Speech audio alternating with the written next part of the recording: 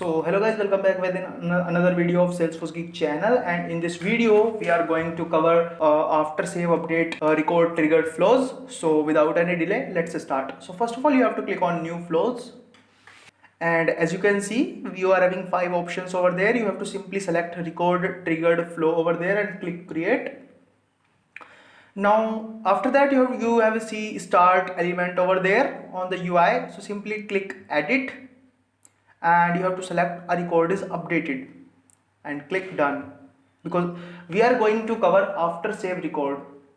So that means whenever a record is changed, or you can say whenever a record is updated, we have to do several actions in our Salesforce flow. So in today's video, what we are going to do, suppose I am having an account, let's say Salesforce Geek, and on that Salesforce Geek account I am having some contacts, let's say Shubham. So whenever I am making any update on that Salesforce Geek account, I have to append the name of account into the last name of my contact. So without any delay, let's start with the scenario. So first of all, I have to choose an object. So simply I am choosing here called account. Click done.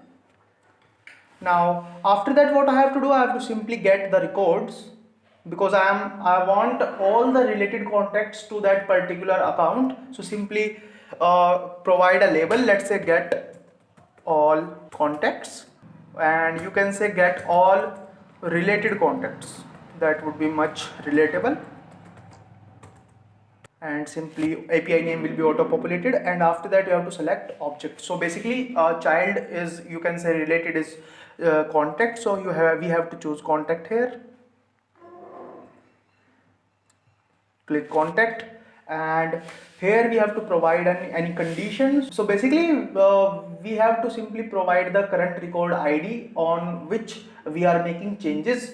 So simply what we have to do, we have to choose an account ID here and equals to, as I told you in the earlier videos, like global record variable will store the data of that record which is triggered the flow. So here the record are triggering the flow is account. So basically record global variable will store the data of that account. So simply we are using record dot ID. Yeah, so simply we are going to store all the records of that account. Basically if our account having 5 contacts, so we have to store all those 5 contacts in our condition. So we have to provide all records here, and in how to store record data, we have to simply choose automatically store all fields. Click done. Basically you have to connect the dots, this, and after that what you have to do, you have to simply provide a loop over there, because we have to fetch those contacts again and again. So let's say provide a loop variable over there. So let's say con, and simply you have to provide a collection variable. So what is the collection variable here? So basically when you are getting the record, Salesforce auto creates a variable which store all the records in that on that variable. So basically we are going to use a record collection variable over there, which is contact get all related contacts, and we have to choose simply first item to last item. And as this is the latest update of summer 20, we don't have to create a loop variable. So simply click done. So simply connect the dots. Now after that what we have to do, we have to simply create an assignment. Let's say assign values to contact. And what does it mean? So basically when we are making any update to the account, we are going to change the last name of the contact to the name of account. So simply what we have to do, we have to select a loop variable here. Now loop variable is simple, the API name of loop. So the API name of loop is con. So let's say con dot last name equals to, again we have to use our global record variable. Let's say record dot name. Yeah, click done. Simply you have to connect the dots and click done.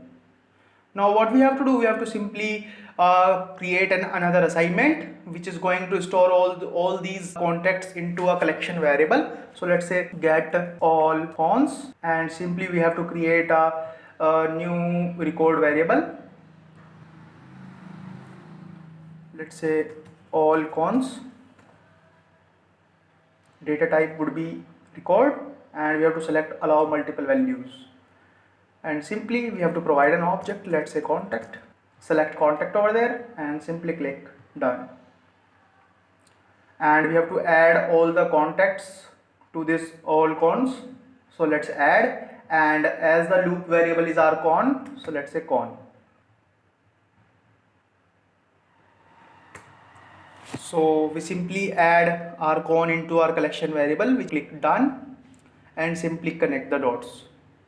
Now we have to close the loop.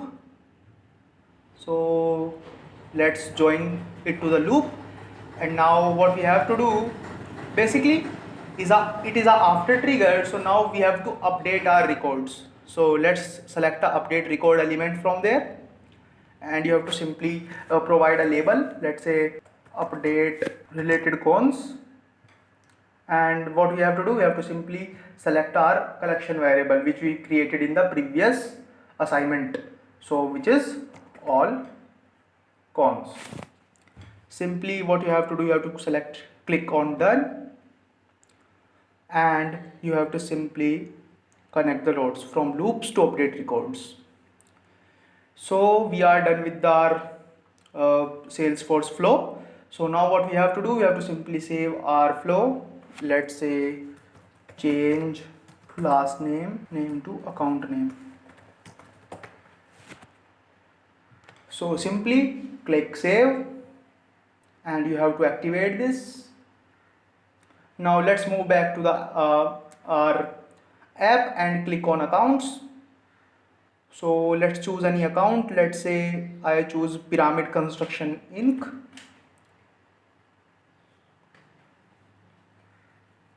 So as you see, currently I am having only one contact in this, and the name of the contact is Pat Stumler. Okay, so now when I am going to change my account, or I am going to make any update to my account, let's say rating, change the rating to hot and click on save, and let's click on the related tab, and you will see the name of the related contact is changed, Pat Pyramid Construction Inc.